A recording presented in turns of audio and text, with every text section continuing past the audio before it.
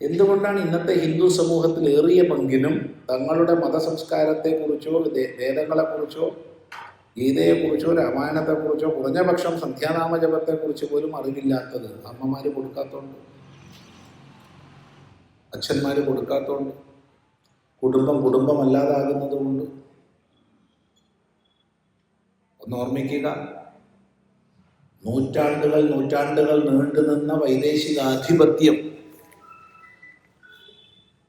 പ്രത്യേകിച്ച് മതാധിഷ്ഠിത സാമ്രാജ്യത്വ അധിനിവേശം ഇവിടെ ഉണ്ടായിട്ടും ഈ സനാതനധർമ്മം നശിക്കാതെ നിലനിന്നത് ഒറ്റ കാരണം കൊണ്ടാണ്. കുടുംബത്തിലൂടെ ആചരണവും ആശയങ്ങളും ആദർശങ്ങളും തലമുറയിൽ നിന്ന് തലമുറയിലേക്ക് പകർന്നു നൽകപ്പെട്ടത് കൊണ്ടാണ്. നമ്മുടെ വിദ്യാലയം ഗൃഹമാണ്. നമ്മുടെ ഒന്നാമത്തെ ഗുരു അമ്മയാണ്, പിന്നെ അച്ഛനാണ്, പിന്നെയാണ് ആചാര്യന്മാർ വരുന്നത്. മനസ്സിലാക്കുക. ഈ അനിവാര്യതയൊക്കെ മറന്നുപോയിട്ട് നമ്മൾ എന്തിൻ്റെയൊക്കെയോ പിന്നാലെ നട്ടോട്ടോടാൻ തുടങ്ങി. ഓരോ അമ്മയും ഓരോ അച്ഛനും ചെയ്യേണ്ടുന്ന കർമ്മം ചെയ്യാതായി.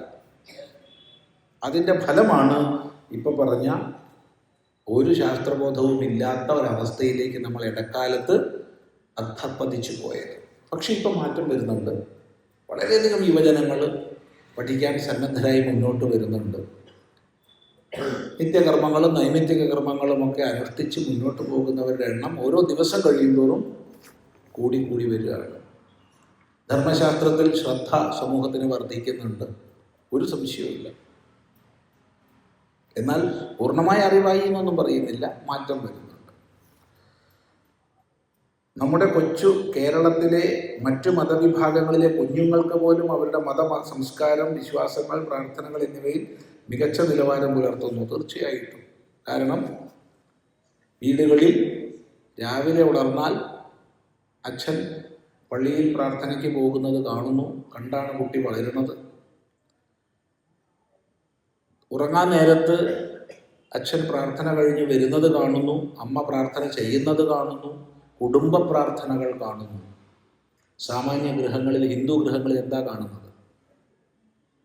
രാവിലെ വായ കൂടി കഴുകാണ്ട് ഒരു കാപ്പിയും കുടിച്ച് ന്യൂസ് പേപ്പറും വായിച്ച് ഒരു വീഡിയോ വലിച്ചിരിക്കുന്ന അച്ഛനെയാണോ? വീഡിയോ കുറച്ച് കുറഞ്ഞിട്ടുണ്ട് കേട്ടോ. വൈകുന്നേരം ആകുമ്പോൾ കാണുന്നത് 4 കാലിൽ വരുന്ന അച്ഛൻ അമ്മയായിട്ട് ലഹള കൂടുന്നതാണോ? അല്ല, അച്ഛനും അമ്മയും അടുത്ത ക്ഷേത്രത്തിൽ പോവുകയും കുട്ടികളെ കൂടി കൂട്ടി കൊണ്ടുപോവുകയും വീട്ടിൽ സന്ധ്യാജപം ചെയ്യുകയും മന്ത്രോപാസന ചെയ്യുകയും മറ്റും ചെയ്യുന്നത് നമ്മൾ വീട്ടിൽ കാണിച്ചു കൊടുക്കുന്നുണ്ടോ? കുട്ടികൾ അതിനനുസരിച്ച് വളരും, ഒരു സംശയമില്ല. മാതൃക കാണിക്കണം, വലിയ ഉപദേശം ചെയ്യരുത്. അത് നമ്മൾ മറന്നു പോകുന്നു. അതുകൊണ്ട് നമുക്ക് അധപ്പതനം വരുന്നു. മറ്റു മതങ്ങൾ ഒന്നിൻ്റെ പിന്നാലെയും പോയില്ല. മറ്റു മതങ്ങൾ ഒന്നിൻ്റെ പിന്നാലെയും പോയില്ല. ഉദാഹരണം പറഞ്ഞാൽ ഇറക്കുമതി ചെയ്ത പ്രത്യയ ശാസ്ത്രങ്ങൾ. ഏറ്റവും പ്രധാനമായി പറയട്ടെ, കമ്മ്യൂണിസം. ഒരുപാട് നന്മകൾ അതിനുണ്ട്, ഇല്ലാന്ന് ഞാൻ പറയില്ല. കമ്മ്യൂണിസത്തിന് ഒരുപാട് നന്മകളുണ്ട്. പക്ഷേ നമ്മുടെ സഹസ്രാബ്ദങ്ങളിലൂടെ വളർന്നു വന്ന പാരമ്പര്യത്തെ മുഴുവൻ നിഷേധിച്ചു. എന്നാൽ അതിനെ സ്വീകരിച്ച ഇതര മതസ്ഥര് അവരുടെ മതാചരണങ്ങളെ ഒഴിവാക്കിയില്ല. അമ്പലം എന്നത് 4 ചുമരല്ലേ, ഈശ്വരൻ എന്നത് കല്ലല്ലേ എന്നൊക്കെ നമ്മളെ പഠിപ്പിച്ചവര് അതേപോലെ പള്ളിയെക്കുറിച്ച് പാടിയില്ല. അമ്പലം ദുരാചാരത്തിന്റെ കേന്ദ്രമാണെന്ന് പഠിപ്പിച്ചപ്പോൾ പള്ളി അങ്ങനെയാണെന്ന് പറഞ്ഞില്ല. ഹിന്ദു പ്രാർത്ഥനകളും ഹിന്ദു വിശ്വാസങ്ങളും തെറ്റാണെന്ന് പഠിപ്പിച്ചപ്പോൾ ക്രിസ്ത്യൻ മുസ്ലിം വിശ്വാസങ്ങളെ തെറ്റാണെന്ന് പഠിപ്പിച്ചില്ല, പഠിപ്പിക്കാൻ അവർക്ക് സമ്മതിക്കുകയില്ല. ഇങ്ങനെ നൂറ്റാണ്ടുകളിൽ ദശകങ്ങൾ കടന്നു വന്നു. എനിക്ക് വ്യക്തിപരമായിട്ട് അറിയാം, കമ്മ്യൂണിസത്തിൽ വിശ്വസിച്ച് EMSന്റെ കൂടെ കൂടിയിട്ട് യജ്ഞോപവീതം പൊട്ടിച്ച 100-ലധികം നമ്പൂതിരി സമുദായത്തിൽപ്പെട്ടവർ.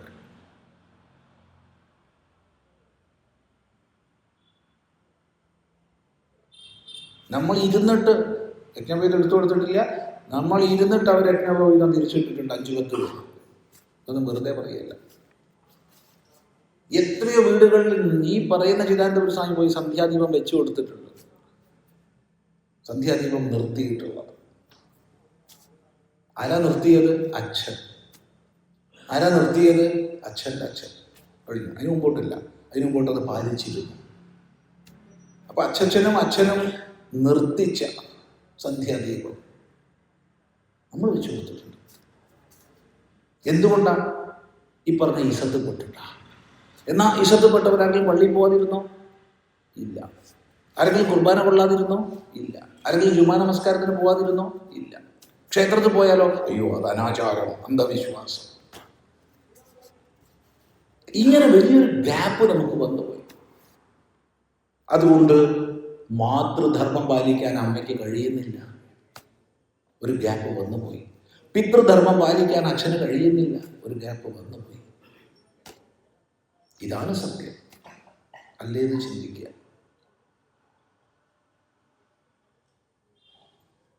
അങ്ങനെ വലിയൊരു വിഭാഗം പോയപ്പോൾ അതാണ് പരിഷ്കാരം എന്ന് ബാക്കിയുള്ളവരും ചിന്തിച്ചു. നമ്മുടേതായ ആചാരങ്ങളെയും ശാസ്ത്ര സ്വാധ്യായത്തെയും ഒക്കെ മാറ്റിവെച്ചു. നമ്മുടെ ആചാര്യന്മാരെ നിന്ദിക്കുകയായിരുന്നു.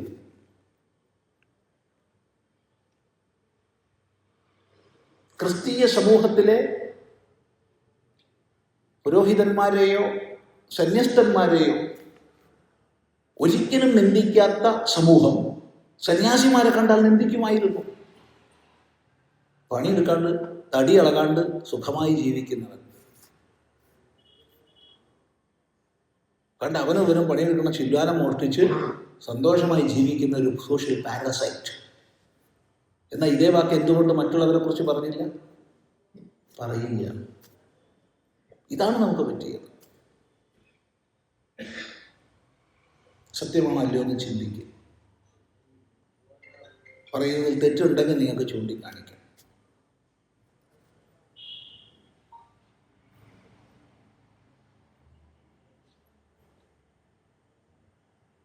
ഇവർക്ക് അതിനുള്ള ജാതി മത സംഘടനയും ചട്ടക്കൂടും അതിനുള്ള സംവിധാനങ്ങൾ ചെയ്യുന്നു. തീർച്ചയായിട്ടും. എന്തുകൊണ്ട് ഹിന്ദു സമൂഹത്തിൽ ഇതിനുള്ള സംവിധാനങ്ങൾ ഇല്ലാത്തത്? ഹിന്ദു സമൂഹത്തിൽ ഉണ്ട്, അത് തിരിച്ചറിയുക. എവിടെയാണ് നമ്മുടെ ഒന്നാമത്തെ വിദ്യാലയം?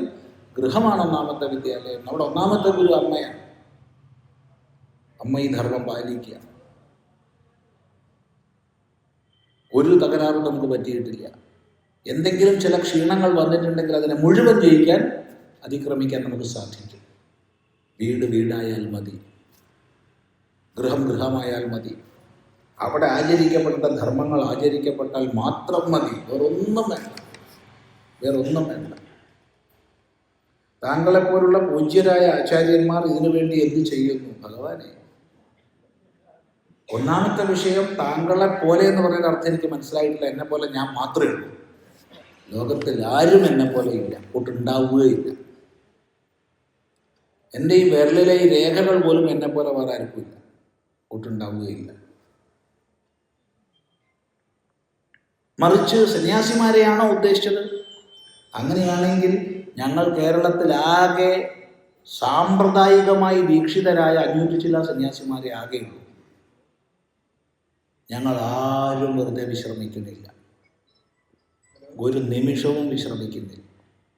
അടുത്തിടപഴകിയാൽ മനസ്സിലാവും. അത്യാവശ്യം ശരീരത്തെ നിലനിർത്താൻ ആവശ്യമായ രീതിയിലുള്ള വിശ്രമം മാത്രമേ ഞങ്ങൾക്കുള്ളൂ. ബാക്കി സമയം മുഴുവൻ ഈ സമൂഹത്തിൽ പ്രവർത്തിക്കുകയാണ്. നിങ്ങൾ നോക്കിക്കൊള്ളൂ ജീവിതം, അപ്പം മനസ്സിലാവും. ഇനി സന്യാസിമാരെ അല്ല, സമൂഹത്തിൽ ധർമ്മശാസ്ത്രം പ്രചരിപ്പിക്കുന്നവരെയാണോ? എങ്കിൽ ബ്രഹ്മചാരിമാരും ഗൃഹസ്ഥന്മാരും സന്യാസിമാരുമായ അനേകം പേര് നമ്മുടെ സമൂഹത്തിൽ ധർമ്മശാസ്ത്രം പ്രചരിപ്പിക്കുന്നുണ്ട്. അങ്ങനെ അനേകം പേരുടെ പ്രവർത്തനത്തിൻ്റെ ഫലമാണ് ഇന്നുള്ള ഉണർവ്. ഇന്ന് ക്ഷേത്രങ്ങളായ ക്ഷേത്രങ്ങൾ മുഴുവൻ നവീകരിക്കപ്പെട്ടു. ഇന്ന് ശാസ്ത്ര സ്വാധ്യായത്തിലേക്ക് കൂടുതൽ പേര് പ്രവേശിക്കുകയാണ്. ഇന്ന് അർച്ചനകൾക്കും പൂജകൾക്കും ജപങ്ങൾക്കും ഉത്സാഹത്തോടുകൂടി ജനങ്ങൾ ആയിരക്കണക്കിന് വന്നു ചേരുന്നുണ്ട്. ഈ പരിവർത്തനം എങ്ങനെ സംഭവിച്ചു? അകസ്മാത് ഉണ്ടായതാ? അല്ല. ത്യാഗധനന്മാരായ ഒരുപാട് പേരുടെ, അതിൽ ബ്രഹ്മചാരിമാരുണ്ട്, ഗൃഹസ്ഥന്മാരുണ്ട്, സന്യാസിമാരുണ്ട്, എല്ലാവരും ഉണ്ട്. എല്ലാവരുടെയും കൂട്ടായ പരിശ്രമത്തിൻ്റെ ഫലമാണ്. അത് കൂടുതൽ കൂടുതൽ ഊർജ്ജസ്വലമായി മുന്നോട്ട് പോകും. അതിനനുസരിച്ച് നമ്മുടെ ഹിന്ദുധർമ്മത്തിൽ ശാസ്ത്രബോധവും ആചാരവും കൂടുതൽ കൂടുതൽ നന്നായി വിപുലമായി വരും.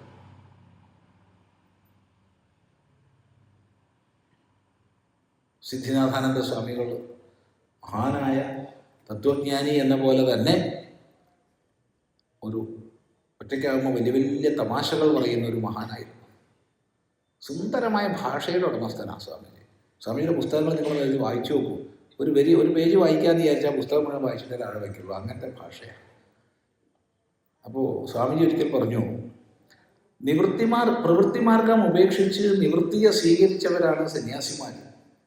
എന്നാൽ എൻ്റെ ചിദാനന്ദ സ്വാമി, ഇന്ന് സന്യാസിമാർക്ക് പ്രവൃത്തി കൊണ്ടൊരു നിവൃത്തിയില്ല. സത്യമാണത്. ഒരു നിമിഷം വിശ്രമമില്ലാണ്ട് കൊണ്ട് ഞങ്ങളുടെയൊക്കെ ജീവിതം നിങ്ങൾ നോക്കൂ. ഇനി എങ്ങോട്ട് ചെയ്യാനാണ്?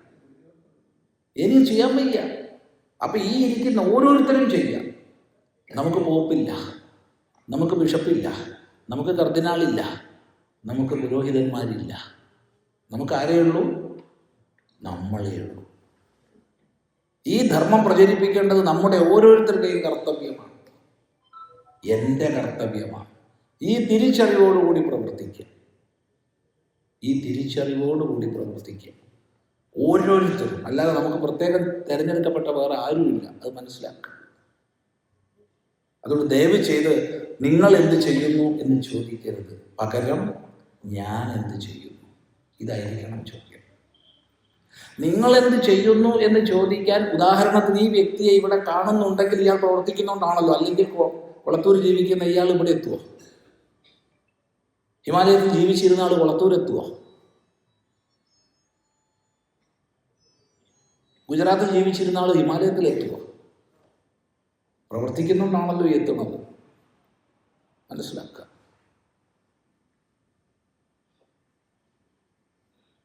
അതുകൊണ്ട് മറ്റൊരാളോട് നിങ്ങൾ എന്ത് ചോദിക്കുന്നു എന്ന് ഒന്ന് ചോദിക്കുന്നുണ്ടെങ്കിൽ 3 തൻ്റെ നേർക്ക് ചൂണ്ടുന്നുണ്ട്, ഞാനെന്ത് ചെയ്യുന്നു. ഇത് പ്രത്യേകം ഓർമ്മിക്കുക. വളരെ ശ്രദ്ധിക്കേണ്ടതാണ്.